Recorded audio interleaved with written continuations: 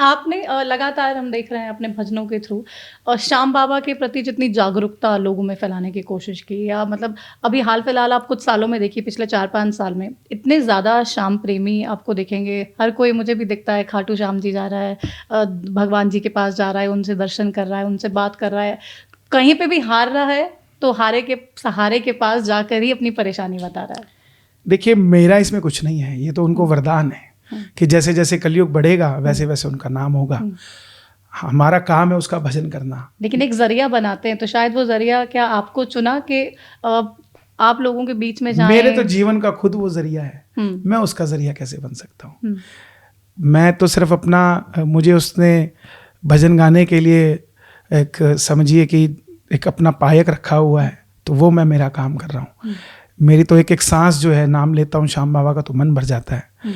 और ये सच है कि हारे का सहारा है।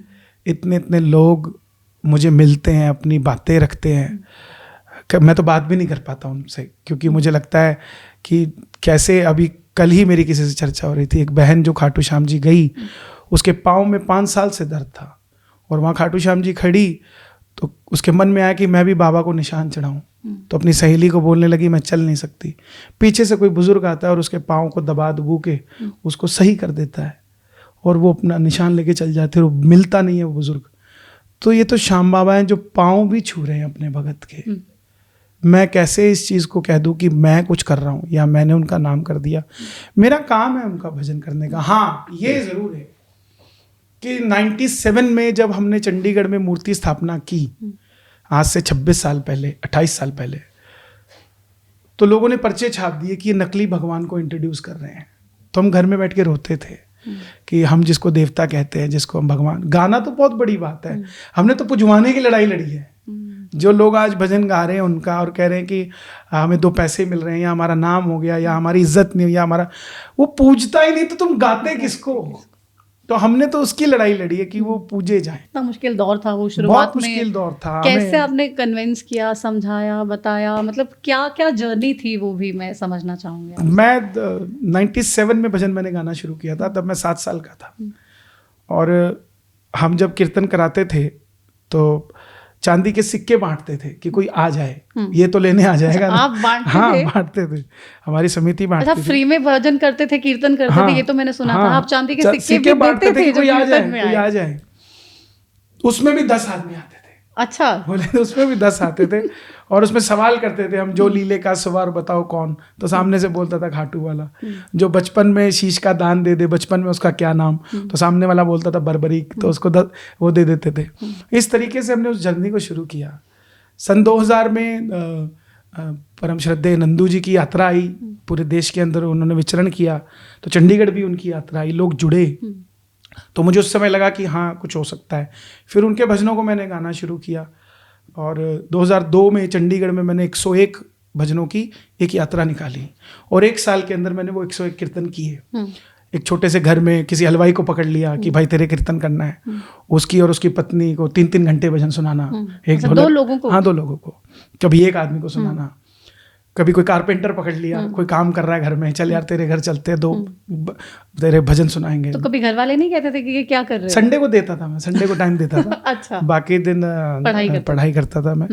और करते करते 1 साल के अंदर मैंने वो 101 कीर्तन किए। अच्छा। और 2003 के बाद फिर स्टेज करने शुरू किए। बुला लेता था कोई, अब कोई माता के जागरण में बुला लेता था, उसको पता ही नहीं होता था इसको माता के भजन ही नहीं आते, उसको लगता था भजन गायक है। तो सारी रात बिठा के रखता था, 2 बजे टाइम आता था तो बोलता था क्या सुनाओगे? मैं खाटू श्याम जी सुनाऊंगा। तो बोलता था यहाँ तो माता जी को सुनने वाले, खाटू श्याम जी को जानता ही नहीं, वापस भेज देते थे। अच्छा, वापस आते थे। तो आपने कभी सोचा नहीं कि खाटू श्याम जी को कोई जानता अब नहीं सुनते तो कैसे लेता हूँ? माता के भजन कैसे गा लेता हूँ? मैंने कभी सीखा ही नहीं था, ना मुझे आता था, आज भी नहीं आता। आज भी मैं चंचल जी के भजन गाता हूँ ताकि उनको लोग याद रखें। एक ऐसा शख्स जो जिसने जय माता की कहना सिखाया दुनिया को, वो चला गया। तो मैं तो सरकारों से भी कहता हूँ कि कटरा में उनकी मूर्ति लगनी चाहिए ताकि उनके आगे लिखा हो जय माता दी, पीछे लिखा हो जय माता की। तो मैं तो आज भी उन्हीं को गाता हूँ। तो कभी गाया ही नहीं, लोग भेज देते थे वापस, मैं वापस आया था। तो फिर फाइनेंशियली भी इतने अच्छे नहीं थे कि कोई कैसेट या कुछ कर पाते।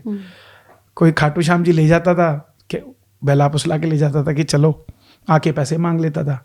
तो एक दिन पापा ने कहा भाई ऐसे भी नहीं जाना, क्योंकि पैसा नहीं है देने के लिए। तो उस जीवन को जीकर फिर आगे चले। फिर 2014 में एक मेरा भजन हिट हो गया, हारे हारे हारे। वो कलकत्ता में श्याम अग्रवाल जी है, मैंने यहाँ से ऑडियो करके भेजा। तो क्योंकि नॉन प्रोफेशनली गाता था मैं, सीखा नहीं नहीं कभी नहीं सीखा। वो भजन हिट हो गया। वो भजन हिट हुआ तो मैं घबरा गया, मैं कह रही तो भजन हिट हो गया, अब तो कहीं जाना पड़ेगा गाने के लिए। मैंने गाना बंद कर दिया। अच्छा, आप गाना चाहते नहीं थे कि परफॉर्मेंस आप जाके स्टेज पे दो? मैंने गाना बंद कर दिया। मैंने कहा हिट हो गया भजन, अब मुझे काम करना पड़ेगा, और मेरी पढ़ाई खराब होगी, मेरी दुकान खराब होगी। मैं पापा के पास जाता था, मैं गाना छोड़ दिया। तो कुछ लोग आए कि हमें आपको बुलाना है, तो पापा ने कहा भी नहीं, तुम थोड़ा सा गा लो। फिर 2-4 महीने गाया।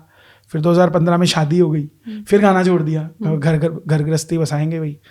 तो 2016 में, फिर 17 में इसको मैंने प्रोफेशनली अडॉप्ट किया। क्योंकि उस भजन से 2 साल के अंदर मेरा काफ़ी नाम हो चुका था।